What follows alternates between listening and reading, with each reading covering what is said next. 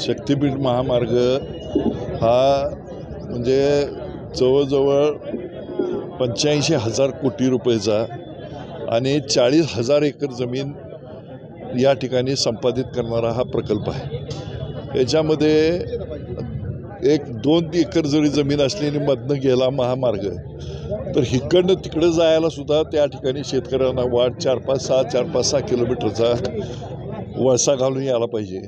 इथं बैलगाडीवाल्याला, ट्रॅक्टरवाल्याला, सायकलवाल्याला, भारा डोसकीवर घेतलेल्या शेतकऱ्याला कुठेही वाव नाही आणि हा शक्तीपीठ महामार्ग कुणासाठी चालला आहे हा खरोखर एक संशोधनाचा विषय आहे आणि शक्तीपीठ महामार्गामुळं कुणाचं कल्याण होणार आहे हे जगजाहीर आहे। त्यामुळं शेतकऱ्यांना देशोधडीला लावून या ठिकाणी हा प्रकल्प करणं किंवा हा रस्ता करणं म्हणजे एक या ठिकाणी भारत देशाच्या प्रगतीमध्ये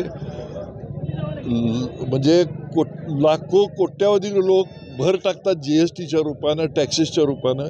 ह्या पैशाचा पूर्णपणानं विनाश आहे असं आमचं प्रांजळ मत आहे। खूप मोठ्या समस्या आहेत अजून जनतेच्या, खूप मोठे प्रश्न आहेत। त्यासाठी हा पैसा लावला तर खूप लोककल्याण होऊ शकते हा विश्वास आमच्या मनामध्ये आहे आणि शक्तीपीठ महामार्ग हा रद्द झालाच पाहिजे ही आमची भूमिका आहे। शेतकऱ्यांचा विरोध असताना पालकमंत्री आणि संबंधित नेते मात्र याचं समर्थन करताना दिसत आहेत। आज तशा वृत्तपत्रात बातम्या देखील आहेत। काय सल्ला द्याल पालकमंत्र्यांना, काय अपेक्षा? मला काय बोलायचं होतं ते मी सांगितलं। आंबेडकर साहेब हे एक विश्वासार्ह नेते आहेत असं माझं मत आहे। त्यांनी त्यांचं मत मांडावं। इथं जाहीर सभेमध्ये 10-20 हजार लोकांमध्ये मुख्यमंत्री आमचे एकनाथ शिंदे साहेब असताना त्या ठिकाणी तिने जाहीर केलं आहे की शक्तीपीठ महामार्ग रद्द करतो म्हणून।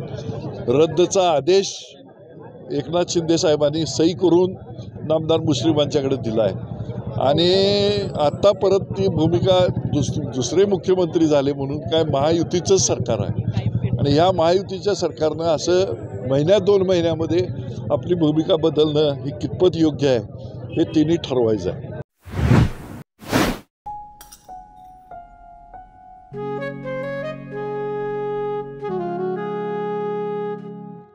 बाबा आज येताना बासुंदी घेऊन या ना। अगं कालच आपण आईचा वाढदिवस होता म्हणून आणली होती ना। ऐकलं, गोकुळची बासुंदी पुन्हा खावीशी वाटतेय। खरं सांगू, मलाही खावीशी वाटतेय। पुन्हा पुन्हा खावीशी वाटणारी गोकुळ बासुंदी।